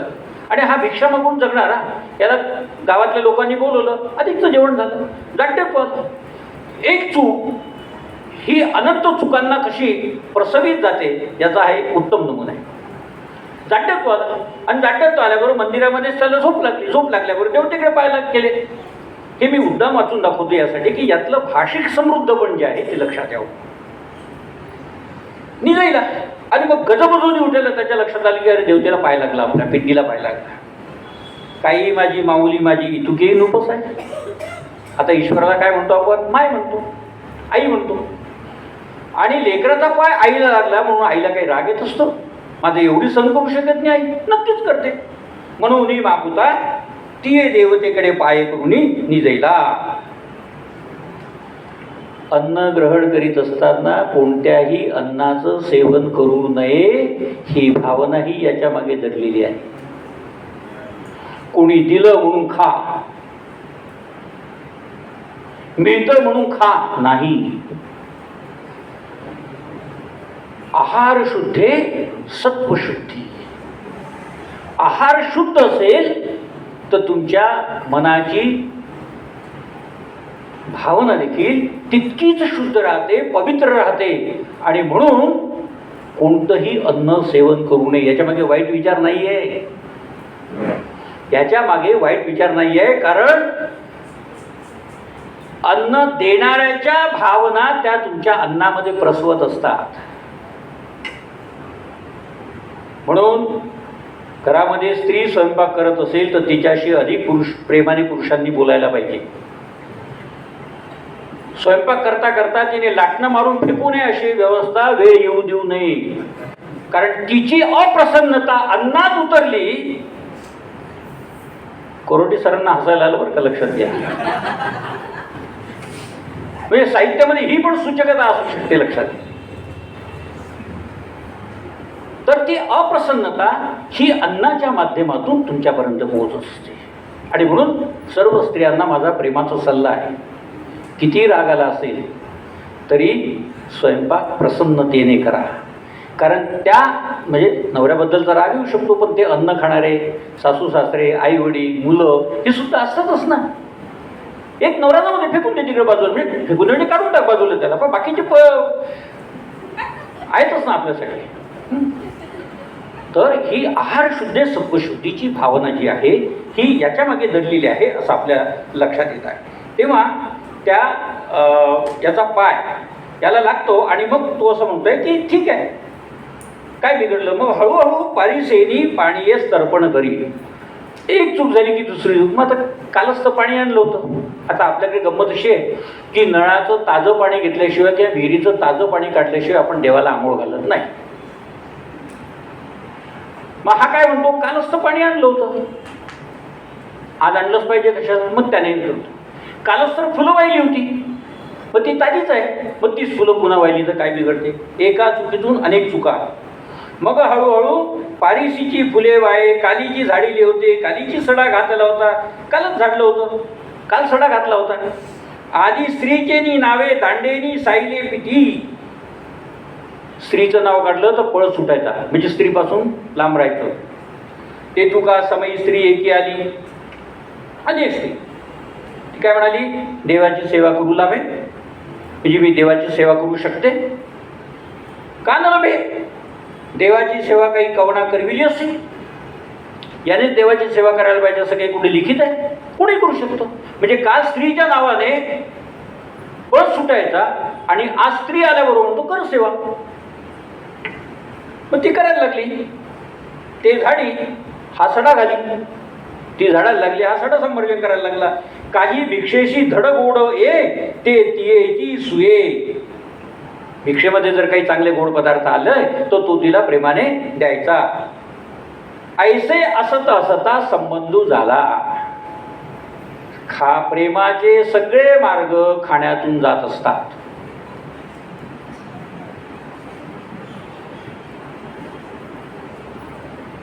आयांवर मुलं प्रेम का करतात याचं उत्तर इथं दडलेलं आहे.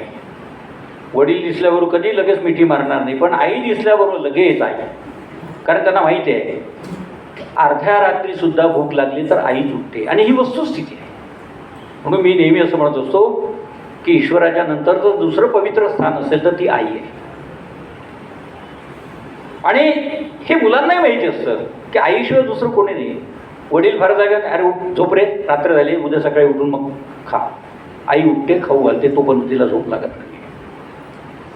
तर तुमच्या असं लक्षात येईल की हा मार्गही प्रेमाचा तिथून गेला, संबंध झाला आणि गर्भिणी झाली, तिला दिवस राहिले, लेकरू झाले. मग ती लेकरुवे पिंडी जो हागती मुदती, मग ते मुलांना तिथे घाण करायला लागले. मग एके दिवशी गावीचा म्हणितले कठी हो, आता तुम्ही लेकरू झाले ती, आता गावात घर बांधा. आता तुम्ही संसारी झालात, आता तुम्ही गावात घर बांधा. मग गावात घर बांधले, मग तो देवतेशी त्रिकाळा पूजा करी, ते तो पूजा करायचा. हळूहळू दोन्ही वेळ करी, मग वेळ जाते वाती लावूनही जाये. मग एकदाच यायचा, दिवा लावून जायचा. मग हळूहळू एक वेळ करी, मग तेही न करी, मग तेही पाला पाणी घाली, आपण सेतडिया मागो जाये, मग सेतडिया मागून ये, कोणत्यापासी वाहना फेडी. आता हा शेवट आला बघा. मग तो शेतामध्ये जायचा, शेतात भिक्षा मागायचा, आणि जो दिलं ते पुन्हा घेऊन यायचं, चांगलं चुंगलं दिला खाऊ घालायचा वगैरे वगैरे. आणि येताना काय करायचं, कोणत्यापासी म्हणजे मंदिरापाशी यायचा, कोपऱ्यामध्ये पायातले पादुका काढायचा आणि दोन्ही हात जोडून मग म्हणे जय देवा. दुरून म्हणायचा जय देवा. स्वामी पुढे म्हणतायत इतुके उरले. आता ही सबंध मी हे तुम्हाला वाचून दाखवण्याचं कारण, हे सगळ्याला माहिती आहे दृष्टांत, नानो साहित्याच्या अभ्यासकांना नक्कीच माहीत आहे कठियाचा दृष्टांत. पण याच्यामध्ये एक ओतप्रोत असं नाट्य भरलेलं आहे. म्हणजे प्रसंग एवढूसा दृष्टांत, पण प्रसंगामागून प्रसंगाचे पडदे असे पुढे सरकत जातात आणि शेवट असा होतो की तो म्हणतो जय देवा आणि स्वामी तिथे येतात आणि म्हणतात इतुके उरले. आता याच्याजवळ एवढंच उरलंय, दुसरं काहीही उरलेलं नाही. म्हणजे तुम्ही लक्षात घ्या, मला ईश्वर पाहिजे असेल तर संसारापासून दूर झाल्याशिवाय ईश्वर प्राप्ती होऊ शकत नाही. हे महानुभाव साहित्यामध्ये आलेलं तत्त्वज्ञान सबंध विश्वाचं तत्त्वज्ञान आहे, हे नाकारता येणार नाही. एकीकडे बायको, मुलं, संसार, आणि तरी मी महाराज होतो म्हटलं तर इथे महाराज होता येत नाही. इथे महाराज फक्त एकच आहे.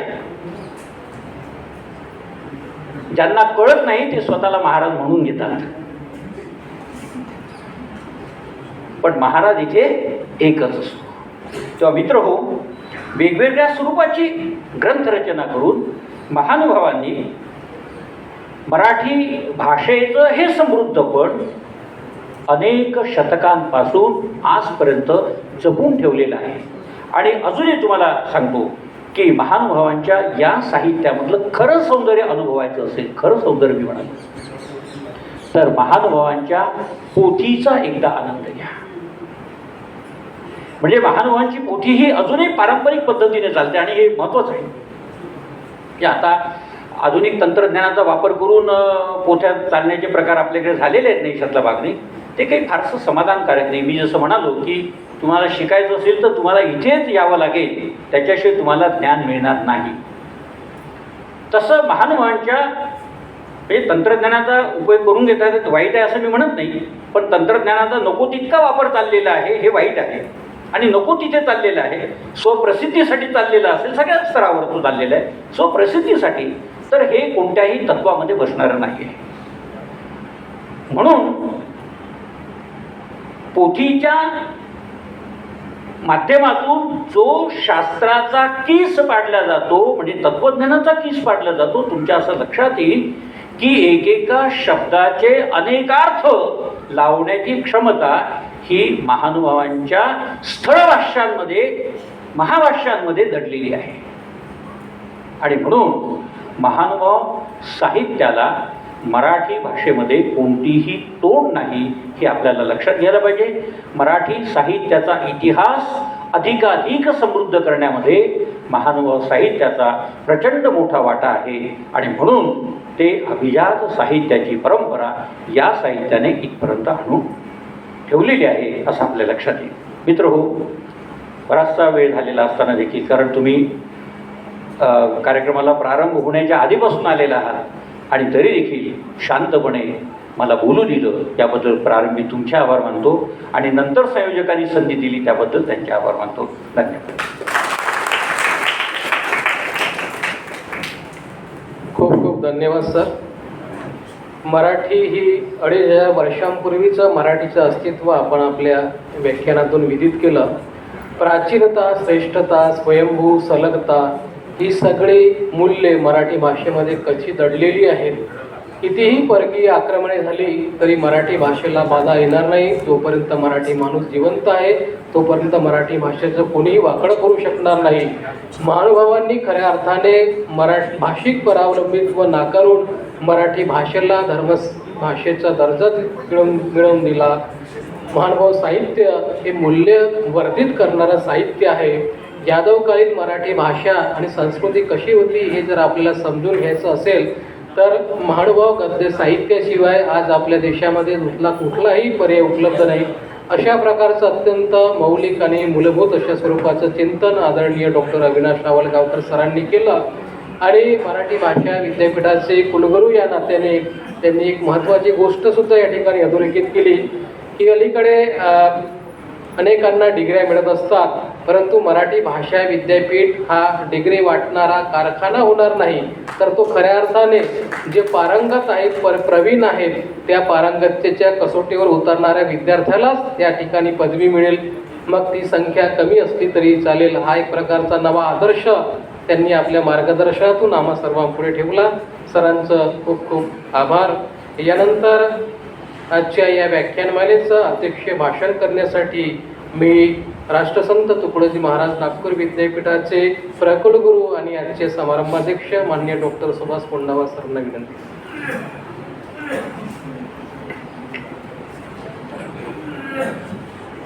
सर्वप्रथम भगवान श्री चक्रधर स्वामी यांना नमन करतो आणि राष्ट्रसंत तुकडोजी महाराज तसेच महंत नागराज बाबा यांना वंदन करतो. आजच्या राष्ट्रसंत तुकडोजी महाराज नागपूर विद्यापीठ नागपूर भगवान श्री चक्रधर स्वामी अध्यासन द्वारा आयोजित सुश्री केशवताई मेश्राम यांच्या दाननिधीतून महंत नागराज बाबा महानुभाव स्मृती व्याख्यानमालाला आवर्जून वक्ता म्हणून उपस्थित असलेले माननीय डॉक्टर अविनाश आवलगावकर सर, कुलगुरू मराठी भाषा विद्यापीठ रिद्धपूर आणि मंचावर उपस्थित असलेले आपल्या राष्ट्रसंत तुकडोजी महाराज नागपूर विद्यापीठाचे अधिष्ठाता मानवशास्त्र डॉक्टर प्राध्यापक शामराव कोरेटी, तसेच भगवान श्री चक्रधर स्वामी अध्यासन केंद्राचे अध्यासन प्रमुख श्री भारत मिसाळ, या ठिकाणी सरांचं व्याख्यान आयोजित केलं आणि त्यांच्या अभिजात मराठी आणि महानुभाव साहित्य या विषयासाठी आपण सर्व आवर्जून उपस्थित झाला आणि समजून घेण्याचा प्रयत्न केला.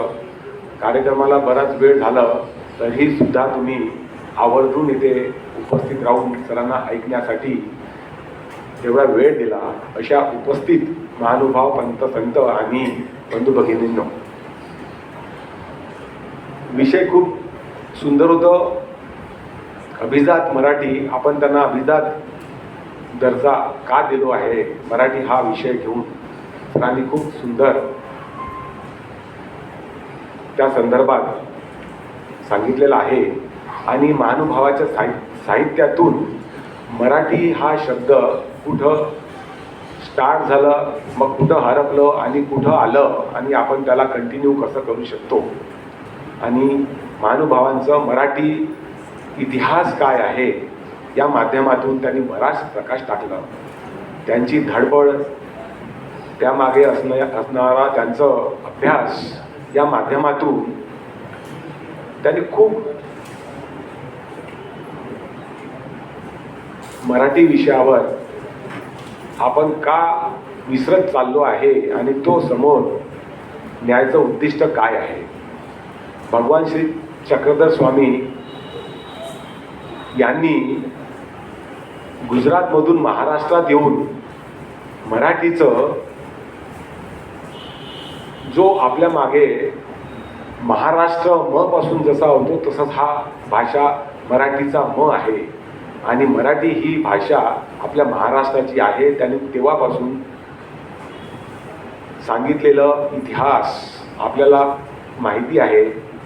रिद्धपूर हे या ठिकाणी मराठी भाषा विद्यापीठ या वर्षीच आपल्या महाराष्ट्र शासनातर्फे निर्माण झालेलं आहे आणि आता सरांनी सांगितलं आहे की त्या ठिकाणी मराठीपासून मराठी आवश्यक आणि इतर भाषा ज्या विदेशात सुद्धा चालतात, जसे की जर्मनी झालं, इंग्लिश स्पेसिफिकली, पुन्हा काही अजून जापनीज भाषा होऊ शकतात, फ्रेंच भाषा होऊ शकतात. पण त्यांचा हे शिकणं असतानाही सुद्धा त्यांना मराठी कसं आवर्जून केलं पाहिजे आणि त्यांना कशी सर्टिफिकेट मराठीतून आपण शिकल्यानंतर सुद्धा दिली पाहिजे, हा उद्देश त्यांनी ठेवलं.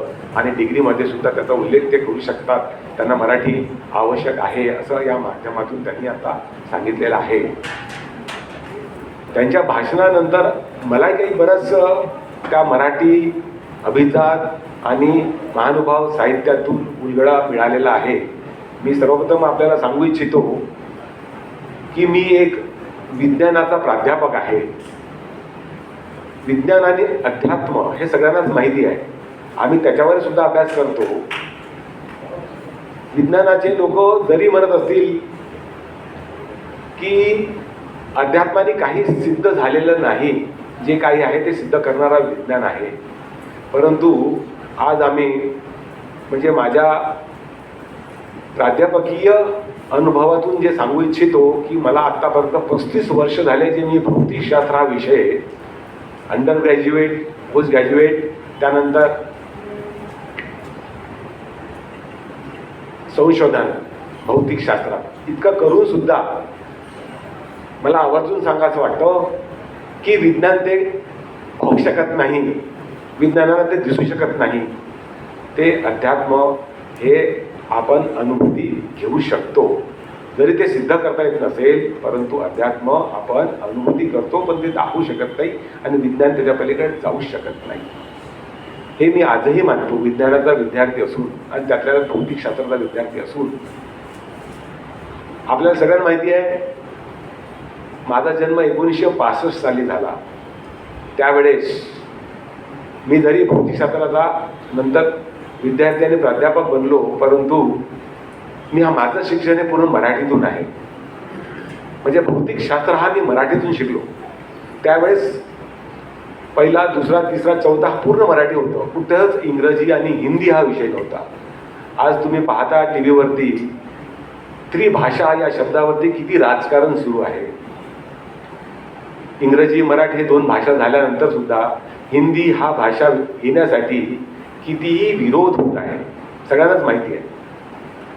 म्हणजे भाषा ही महाराष्ट्रातली भाषा समजून आपण त्याला मराठी हे कंपल्सरीली असलं पाहिजे. तुम्ही ज्या भागात राहता तुम्ही मराठी आहे, परंतु शेजारी जर कोणी हिंदी साईड व्यक्ती राहत असेल तर आपण त्याच्यासोबत बोलताना आपण नतमस्तकाने त्यांची भाषा बोलतो, पण त्यांना मात्र मराठी भाषेसाठी बोलायला आपण जबरदस्त करू शकत नाही. ही आपली शोकांतिका आहे. हे मला पण माहिती आहे, आमच्या शेजारी सुद्धा इंदोरवरून आलेले लोक असतात, पण आपण सुद्धा याच्यासोबत बोलताना हिंदी का बोलावं? आपण आपली भाषा कडक ठेवली पाहिजे. आपण आपलं मराठीत बोलावं, ते भलाही हिंदीत बोलो, आपण आपलं मराठीत बोलावं. त्यासाठी आपण हिंदी का बरं बोलावं, आपण का बरं बदलावं, त्यांनी बदलावं. कालचीच आपली न्यूज आपण पाहतो, मुंबईमध्ये हिंदी भाषा बोलणाऱ्यांना मराठी येत नाही म्हणून मारपीट झाली. आणि असंच मराठीचा म आणि मनसेचा म, जसं आपण म्हणतो महाराष्ट्राचा म आणि मराठीचा म, हे मनसे हे राजकारण करतात असे हे बाकी अपोजिट लोक म्हणतात, परंतु त्यांचं म्हणणं सुद्धा तितकंच खरं आहे. मारपीट हा विषय वेगळा आहे, परंतु ते जे कंपल्शन टाकतात हा महाराष्ट्रात मराठी आलीच पाहिजे. भलाही तुम्ही कुठल्याही देशातून असणार, कुठल्याही प्रदेशातून असणार, कुठल्याही अदर राज्यातून आले असणार, परंतु मराठी येणे हे आवश्यक आहे.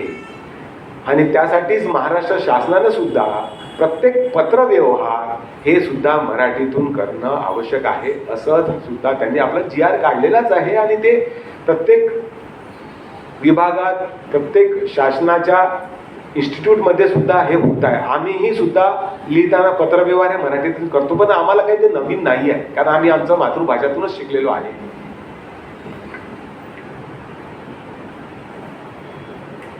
आणि एक महत्त्वाचं सांगू इच्छितो, जरी आज हे विषय जे आहे इंग्रजीतले, आता फिजिक्स हा विषय भौतिकशास्त्र मराठीत आपण म्हणतो, पण शिकवताना मात्र आम्ही इंग्रजीतून शिकवतो. आज मी जरी भौतिकशास्त्र मराठीतून शिकलेलो आहे 80पर्यंत, 1980 पर्यंत, नंतर 81 पासून मी विज्ञान हा विषय निवडला आणि माझं नाही का मराठी हे बदलून इंग्रजीतून शिकणं हे कंपल्शन झालं होतं. कठीण झालं इंग्रजीतून शिकणं, पण आम्ही ते शिकू शकलो मराठीतून वाचून. पण मी आवर्जून सांगू इच्छितो इथे की ज्यांना मराठीतून जे विज्ञान शिकले त्यांना तो विज्ञान खरं समजलं, पण जे पहिल्या वर्गापासून विज्ञान शिकायला इंग्रजी माध्यमातून शिकतात त्यांना तो रटल्यासारखा होतो, त्याच्या मागचं गांभीर्य कळत नाही. जे काही शोध आहे त्या शोधाचं गांभीर्य कळत नाही, त्या विषयाचं गांभीर्य कळत नाही की त्यांना काय समजलं. ते पाठांतर होतात, प्रश्नाचे उत्तर इंग्रजीतून भडाभड लिहितात, त्यांना मार्क पण पूर्ण मिळतो, परंतु त्यांना ते खरोखर समजलेलं नसतं. म्हणून संशोधनामध्ये सुद्धा जे आम्ही बघतो, जे आपल्याला समजलं असेल तेच आपण व्यवस्थित करू शकतो, नाही समजलेलं असेल ते आपण करूच शकत नाही. असे जेव्हा आम्ही रेफरन्सेस बुक्स पाहतो जे सगळे इंग्रजी माध्यमातून असतात, कारण की भौतिकशास्त्र हा विषय आता याच्यानंतर आपल्याला इंग्रजीतूनच दिसत असतो. इंग्रजाचेच आपण नाही का पुस्तक वाचत असतो, त्यांचेच ऑथरला आपण भाव देत असतो, त्यांनी लिहिलेलं आहे म्हणजे ते सत्य आहे. परंतु तुम्ही जर विचार केला का आपल्या भारत देशात सुद्धा भौतिकशास्त्र घडवणारे खूप असे संशोधक होऊन गेले जे आईन्स्टाईनच्या सुद्धा बरोबरी करणारे. आम्ही जे शिकवतो त्याच्यामध्ये सत्येंद्रनाथ बोस आहे, त्याच्यामध्ये खूप मोठा वाटा आहे जो भौतिकशास्त्राचा. भले ते त्यांनी जो आपला संशोधनाचा दिलेला पर्याय हे बाकी देशाला समजू शकला नाही, त्यामुळे त्यांना नोबेल प्राइज सुद्धा मिळाला नाही. कारण हे माहिती आहे की आपलं संशोधन हे पाश्चिमात्य देशातला त्यांनी काय वर्चस्व करून ठेवलेलं आहे. तर सांगायचं एकच की या माध्यमातून भलाही आपण इंग्रजी मीडियममधून शिकत आहे बरेच विषय, कारण आज आपण मराठीतून बोलतो, सगळं काही करतो, पण आज आपल्या मुलांना सुद्धा आपण इंग्रजीला भाग पाडत आहे. इंग्रजी माध्यमातून शिकवण्यासाठी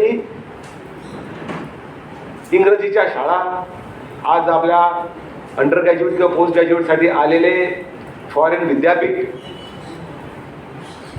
यांना आपण बढावा देत आहे. म्हणजे आपण आता मराठी विषयाला घेऊन, मराठी मातृभाषेला, मराठी भाषेला घेऊन आपण कसं समोर जाणार आहे, मराठीतून आपण कसं विद्यार्थ्यांना घडवणार आहे, याच दृष्टिकोनातून आपलं विद्यापीठ राष्ट्रसंत तुकडोजी महाराज नागपूर विद्यापीठ हे तुम्ही कुठल्याही मीडियममधून शिकत असला, BA, BCom, BSc यासाठी मराठीतून पुस्तकं बनवा, मराठीतून त्यांना शिकवा.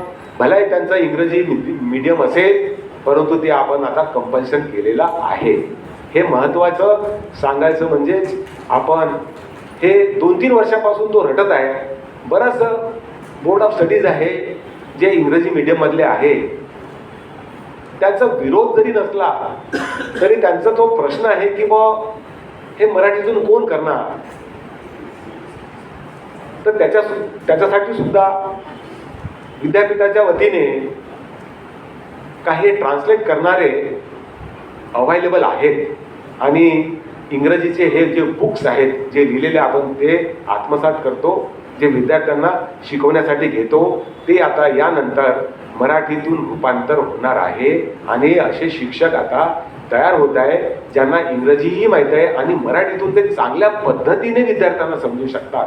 म्हणजे आपण आपलाच जर समजा उदाहरण घेतलं, आम्ही जे मराठीतून समजू शकलो, भलाही ते इंग्रजी वाचत होतो, परंतु आपली मातृभाषा मराठी असल्यामुळे ते ट्रान्सलेट करून आम्ही 11वी-12वीत असताना इंग्रजी टू मराठी असा एक ट्रान्सलेट करणारा बुक घेतला, आणि प्रत्येक इंग्रजीतला शब्द हे आपल्या मराठीतून शिकलेले 10वीपर्यंतचे विज्ञान याला आपण अनुरूप घेऊन समजून आम्ही शिकून ते इंग्रजीत लिहायचा प्रयत्न करत होतो. म्हणजे सांगायचं एकच आहे की मराठी भाषा किती महत्त्वाची होते, जे आपल्या भगवान श्री चक्रधर स्वामींनी आपल्या त्या काळात दिलेले आहे. जे 1200 पासून आपण म्हणतो या कलियुगात कृष्ण होता ज्यांनी आपल्याला मराठीचं दिलेलं आहे, आणि त्यांनी महानुभावाचं संस्थापक मेन होते. या महानुभावाच्या साहित्यातून मराठी कुठेतरी लोप पावलेली होती आणि त्याला आज गरज आहे. आणि म्हणून या चक्रधर स्वामी अध्यासन केंद्रामार्फत आज म्हणा पुढे कधीही आपण मराठीचा प्रचार प्रसार हा वारंवार करत असलो पाहिजे. आणि याच माध्यमातून असे जे सामाजिक व्यक्ती आहे जे मराठी विषयाला घेऊन वृत्तपत्रातून मराठी विषयाचा प्रसार करत असतात, अशा व्यक्तींना आपण आयडेंटिफाय करून अशा दिनी अशा व्याख्यानमालेच्या माध्यमातून त्यांचा सुद्धा आपण सत्कार करू शकत असलो तर आपला हा प्रसार अति वेगानं सुद्धा आपण तो करू शकतो. तर मला या इथे अध्यक्षीय भाषणासाठी सांगायसाठी जे होतं, आज आपल्याकडे उपस्थित असणारे कुलगुरू साहेब यांनी खूप सुंदर आणि मार्मिकपणाने मराठी अभिजात कशी आणि महानुभावांचं साहित्यातून त्यांनी बराच काही उलगडा लावला, जे मला पण बराच काही समजण्याचा प्रयत्न केला. जरी मी विज्ञानाचा असलो, बराच काही विसर झालेला होता मराठी ज्ञानाचा, आणि तो मराठी ज्ञानाचा मला पण सुद्धा आत्मसात झालं.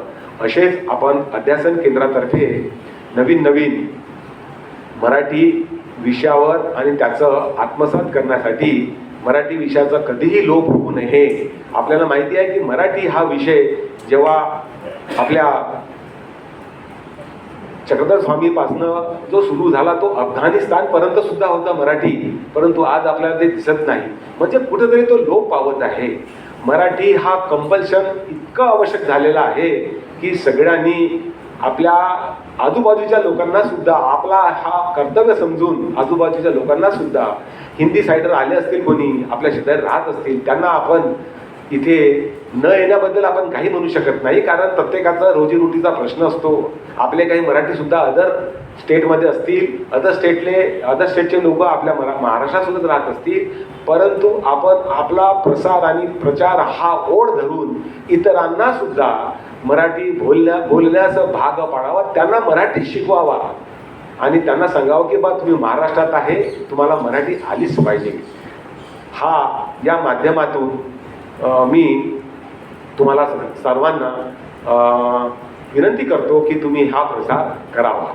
या व्याख्यानमालेसाठी अध्यासनाच्या वतीनं कुलगुरू अवलगावकर सरांना बोलवून त्यांना इथं प्राचारण करून या भाषेवर त्यांचं प्रभुत्व बरंच काही आहे आणि त्यांनी आपलं सिद्ध करून दिलं की बा त्याची जी कळकळ आहे, त्याची जी व्यथा आहे मराठी भाषेबद्दल, ते आपण आज सर्वांनी समजून घेतलं.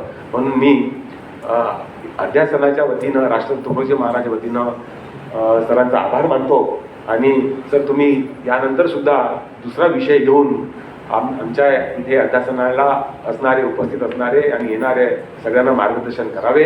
आणि इथं उपस्थित असलेल्या सर्वांचं मी मनपूर्वक अभिनंदन करतो आणि माझं 2 शब्द अध्यक्ष भाषणात मी थांबतो. धन्यवाद.